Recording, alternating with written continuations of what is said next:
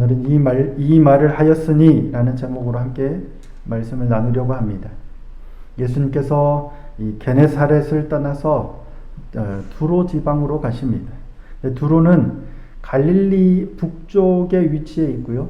그러니까 지중해 연안으로 치면 동쪽 해안에 위치한 곳입니다. 이 베니게의 수도로서 원양 해양술하고 공예술이 대단히 발전한 이 해안 도시였다라고 합니다. 예수님께서 두로 지방으로 가신 이유는 그곳에 복음을 막 전하기 위하여 가셨다기보다는 쉬기 위하여 가신 게 아닐까 싶습니다. 말씀을 보면 한 집에 들어가 아무도 모르게 하시려 했기 때문입니다. 하지만 숨길 수가 없었죠. 예수님에 대한 소문이 온 땅에 퍼졌기 때문입니다. 게네사렛 땅에 가셨을 때에도 그랬죠. 자, 마가복음 6장 54절에서 56절 말씀입니다. 배에서 내리니 사람들이 곧 예수신 줄을 알고 그 온 지방으로 달려 돌아다니며 예수께서 어디 계시다는 말을 듣는 대로 병든 자를 침상째로 메고 나오니 아무데나 예수께서 들어가시는 지방이나 도시나 마을에서 병자를 시장에 두고 예수께 그의 옷 가에라도 손을 대게 하시기를 간구하니 손을 대는 자는 다 성함을 얻으니라.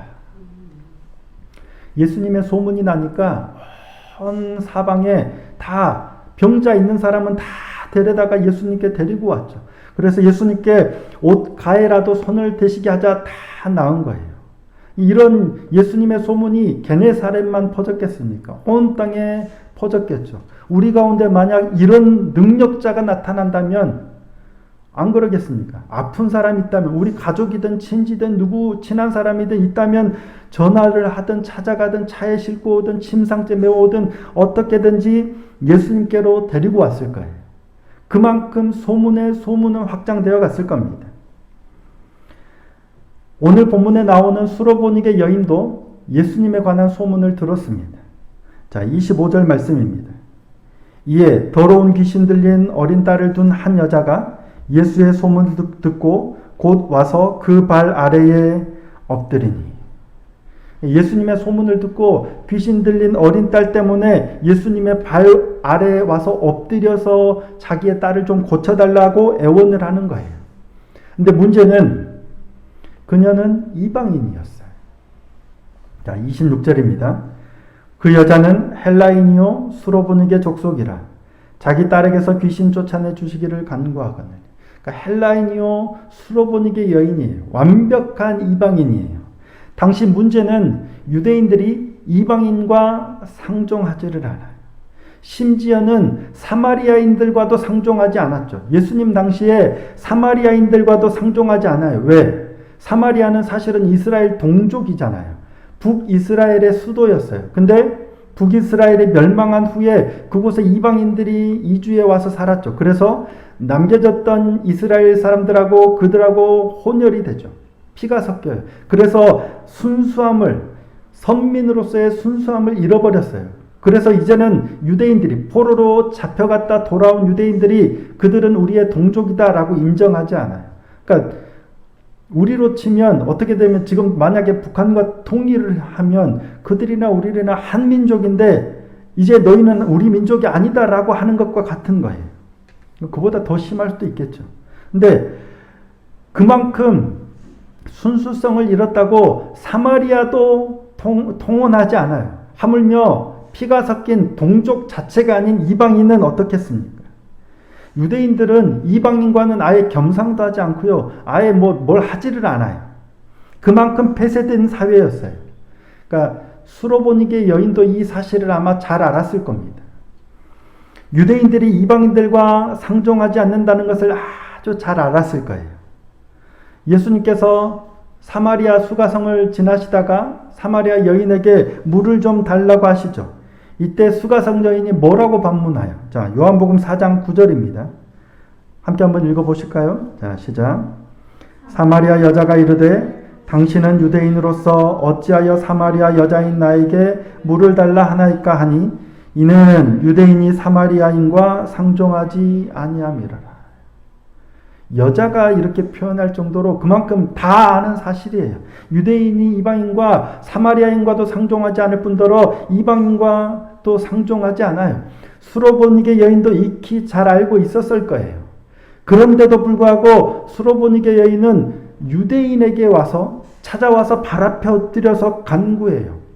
유대인들이 평소 이방인들을 어떻게 대하는지 뻔히 잘 알고 있음에도 불구하고 예수님 앞에 와서 그냥 고쳐달라고 한 게 아니라 뭐예요?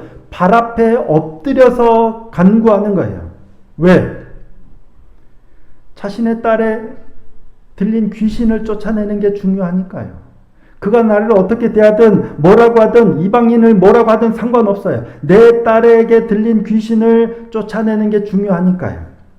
그리고 소문을 통해서 들은 예수라면 내 딸에게서 귀신을 쫓아낼 거다라는 확신이 있었기 때문에, 확신이 없어서도 방법이 이것밖에 없잖아요. 분명 예수라면 내 딸을 치유할 수 있을 거다라는 기대가 있었기 때문에 앞뒤 재지 않고 달려와서 예수님 발 앞에 엎드려서 간구하는 거예요. 근데 아니나 다를까 예수님께서 뭐라고 하세요? 그래 불쌍하다, 내가 너를 고쳐줄게, 내 딸을 고쳐줄게 하지 않으시죠. 예상한 대로 예수께서는 그녀의 청을 거절하세요. 이방인인 자신의 딸을 치유할 수 없다라고 하세요. 더군다나 그 거절의 말씀이 어떻게 보면 너무나도 치욕적이에요. 자, 오늘 본문 27절입니다. 27절 말씀 함께 한번 읽어보겠습니다. 시작. 예수께서 이르시되 자녀로 먼저 배불리 먹게 할지니 자녀의 떡을 취하여 개들에게 던짐이 마땅치 아니하니라. 만약에 여러분이 저 같은 목사에게라도 와가지고 뭔가를 부탁하러 왔는데, 기도 부탁이라도 하러 왔는데 제가 만약에 이렇게 표현한다면 어떠시겠습니까? 말도 안 되는 거죠. 이 말씀은 자신들이 개와 같다는 거잖아요. 나와 딸을 개 취급하는 거예요. 자녀의 떡을 취하여 개들에게 줌이 마땅치 않다. 그러니까 너희는 개와 같다. 너희들을 고쳐줄 수 없다. 너희들을 도와줄 수 없다. 라는 거예요.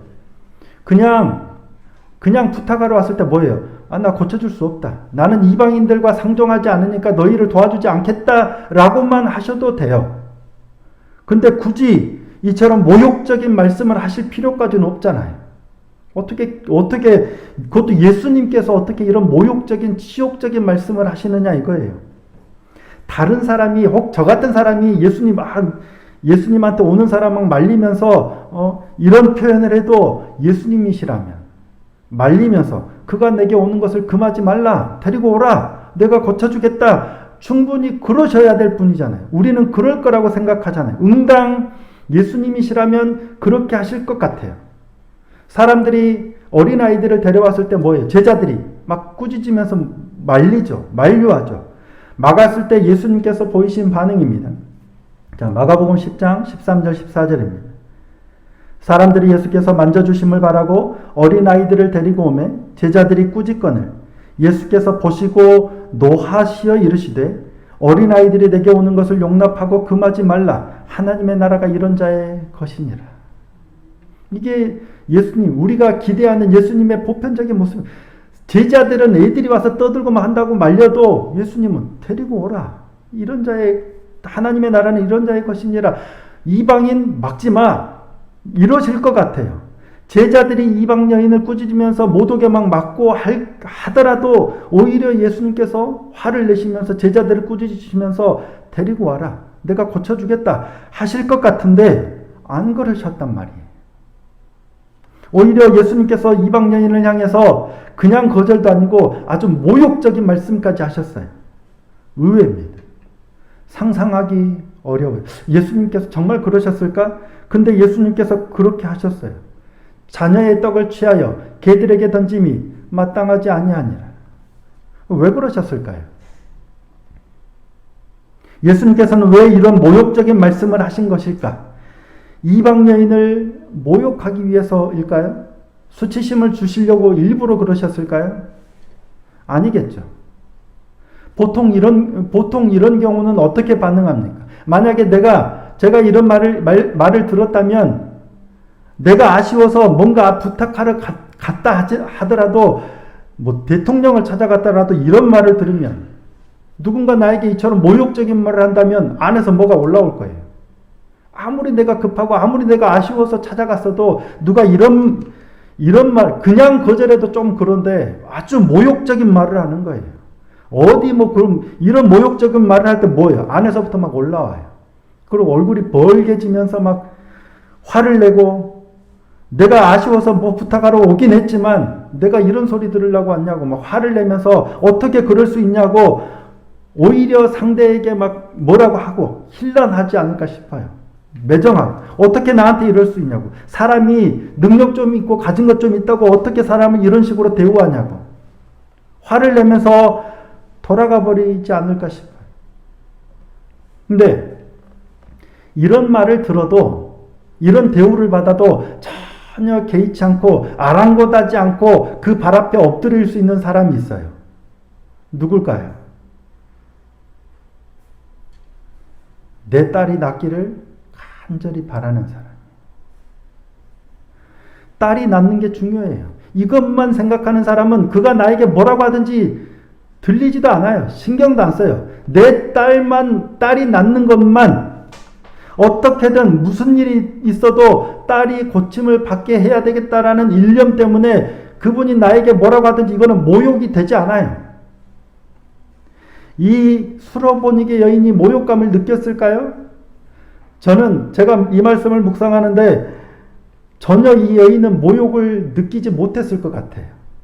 모욕을 느꼈는데 딸 아이 고치려고 모욕을 참아내고 억지로 막 이렇게 참고 예수님 앞에 엎드린 게 아니라요. 아예 모욕감 자체를 느끼지 못했을 것 같아요. 왜? 딸이 그만큼 낳아야 하니까, 간절하니까, 절박하니까, 플러스 예수님이라면 반드시 내 딸을 고칠 수 있다는 기대감과 신뢰가 있기 때문이에요. 이분 떠나면 내가 화내고 이분 떠나면 내 딸이 나올 수 있는 기회가 없어요. 다른 방법으로는 내 딸이 나올 수 없어요. 내가 여기서 화를 내고 돌아가면 내 딸이 고침을 받을 수 있는 기회는 영영 없어요. 그것까지 생각하고 했을 수도 있지만 제가 봤을 때는 거기까지도 가지도 않아요. 간절함과 절박함이 있으니까 모욕감을 느끼지도 않고요. 그저 딸이 고침받기만을 바라는 거예요. 수로보니게 여인이 그랬어요. 어떻게든 귀신 들린 어린 딸이 예수님께 고침받기를 바라는 그 일념으로 예수님께 매달리는 거예요. 마지막 기회인 것처럼 예수님이 아니면 절대 안 되겠기에 그 앞에 엎드리는 거예요. 간절함과 절박함입니다. 거기에 예수님에 대한 신뢰. 그래서 여인이 이렇게 반응합니다. 자, 28절입니다. 여자가 대답하여 이르되 주여 올소이다마는 상 아래 개들도 아이들이 먹던 부스러기를 먹나이다. 모욕감을 느끼고 이렇게 올라오는 걸 참았다면 이런 표현을 하지 못했을 것 같아요. 막 꾹꾹 누르는 그래도요. 한 번만 그래도 뭐 이런 어떻게 표현했을지 모르겠지만 여인은 이렇게 반응해요. 주여 맞습니다. 당신께서 하신 말씀이 맞습니다. 나는 개 같은 존재입니다.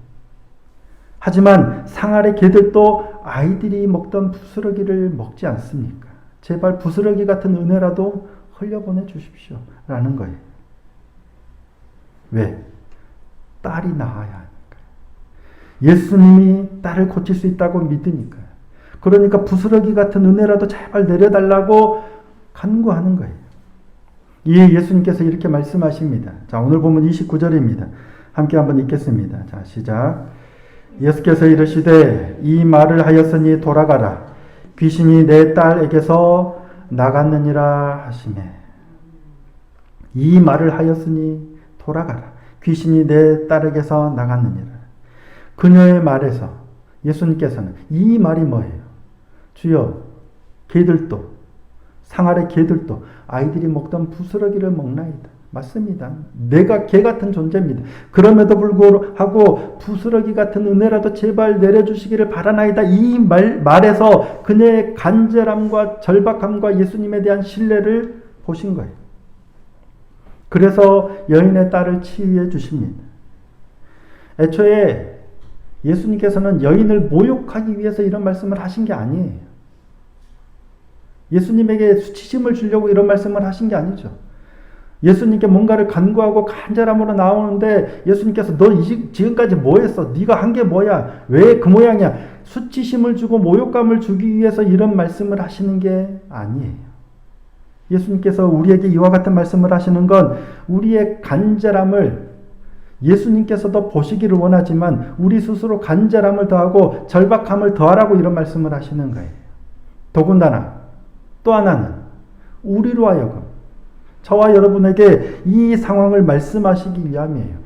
여인에게도 이 말씀, 여인의 간절함과 절박함이 어떻게 이 딸을 치유했는지 이 말씀을 통하여 우리에게 이 말씀을 하시고 싶으신 거예요. 얼마든지 예수님께서는 이 여인이 얼마나 간절한지 절박한지 얼마나 예수님을 의지하고 있는지 아시잖아요. 그런데도 불구하고 이런 과정을 거치신 이유는 여인 때문이기도 하지만 그 주변에 둘러선 제자들과 수많은 무리들, 시간이 흘러서 오늘 또 이 말씀을 읽고 묵상하고 듣는 우리들까지 위함이에요. 이런 상황에 우리는 어떻게 해야 되는지, 어떤 마음으로 예수님 앞에 엎드려야 하는지를 말씀하고자 하심이에요. 그럼 오늘 우리에게는 예수님께서 뭐라고 하실까요? 우리가 예수님께 기도의 제목을 가지고 제발 좀 응답해 달라고, 제발 좀 고쳐 달라고, 도와달라고 하실 때 자녀의 떡을 취하여 개에게 던짐이 마땅하지 아니하니라라고 말씀하시지는 않겠죠. 그죠? 우리가 기도할 때 저는 그런 말씀 들어본 적 없어요. 기도할 때 하나님 이거 도와주세요, 예수님 이거 고쳐주세요 했을 때 들어보셨어요, 권사님? 자녀의 떡을 취하여 개들에게 던짐이 마땅하지 아니하니라. 들어보신 분 있으시면 손 들어보세요. 없죠? 이렇게 말씀하시진 않는데 그러면 이와 같은 상황이 오늘 우리에게는 어떻게 나타날까? 오늘 우리에게는 이와 같은 상황은 어떻게 임하는 걸까? 예수님의 도우심을 바라고 간절함으로 예수님께 나아갔지만 전혀 내가 예상했던 것과 다른 상황이 나타나는 거예요. 예수님이 내게 이처럼 모욕적인 말씀을 하지 않지만 예수님을 신뢰하고 기대하고 간절함을 가지고 나갔는데 내 기대와 내 예상과 전혀 반대의 상황이 만나는 거예요. 열심히 최선을 다했는데도 도무지 상황이 나아질 기미가 보이지 않는 거예요. 이럴 때 우리는 어떤 생각이 들어요? 내가 뭘 잘못했지? 도대체 뭐가 문제지? 나한테 왜 이러시지? 왜 내게만 계속 이러시는 거지? 이런 의문이 자꾸 드는 거예요. 서운함과 좌절함이 들려 할 때. 그때 내가 어떻게 반응하느냐요? 내가 개입니까? 어떻게 이럴 수 있습니까? 라고 화를 내고 가느냐? 아니면 여인이 그랬던 것처럼 맞습니다. 나는 개 같은 존재입니다. 나는 죄인입니다. 내가 어떤 자격이 있어서 주님께 바라는 게 아니라 그럼에도 불구하고 부스러기 같은 은혜라도 주님 원합니다. 라고 엎드릴 수 있는지. 오늘 우리에게 주어진 상황들이 이렇습니다. 얼마나 간절한지 얼마나 절박한지에 따라서 주님의 말씀에 주님이 우리에게 보여주시는 상황의 반응이 달라져요. 열심히 기도하고 내가 최선을 다해서 주님을 위해서 헌신하고 봉사하고 믿음의 길을 걸어갔는데 하나님 나에게 왜 맨날 이러세요가 아니고요. 맞습니다. 나는 죄인입니다. 나는 개일 뿐입니다. 그럼에도 불구하고 상에서 떨어지는 부스러기라도 은혜를 바랍니다. 라는 자세가 되려면 간절함과 절박함과 하나님에 대한 신뢰가 있어야 한다는 말씀입니다. 오늘 또 우리의 모습을 조금 더 다지고 나가기를 원합니다. 주님을 향한 내 마음이 얼마나 간절하고 절박하고 신실한지, 그리함으로 주님을 향한 원망과 불평이 아니라 나 자신의 연약함을 인정하고 여전히 내가 죄인일 뿐임을 고백하면서 주인의 상에서 떨어지는 부스러기 같은 은혜라도 간구하는 마음으로 주님 앞에 더 엎드리며 나아가는 저와 여러분이 되기를 소원하고 축복합니다. 내가 받을 자격이 있어서가 아니라 하나님의 은혜로 맡겨놓은 거 내가 달라는 게 아니고요. 오직 하나님의 은혜로 내게 주시는 것이라는 사실을 기억하고 오늘 또 겸손히 주님의 은혜를 간구하며 나아가 더욱더 간절함으로 절박함으로 주님이 주시는 부스러기 같은 은혜라도 누리는 복된 은혜가 있기를 소원하고 축복합니다. 이 말을 하였으니 내 기도가 응답되었다. 돌아가라. 이 말을 하였으니 돌아가라. 내 기도가 응답되었느니라. 라는 주님의 말씀이 오늘 우리 삶 가운데 주어지기를 소원하고 축복합니다. 어떤 상황이든 어떤 기도의 제목이든 이 말을 하였으니 여인과 같은 여인처럼 예수님의 말씀 앞에 예수님의 그 응답 앞에 이 말을 하였어요. 이 축복이 오늘 또 우리 삶 가운데 온전히 임하시기를 예수님의 이름으로 축복합니다.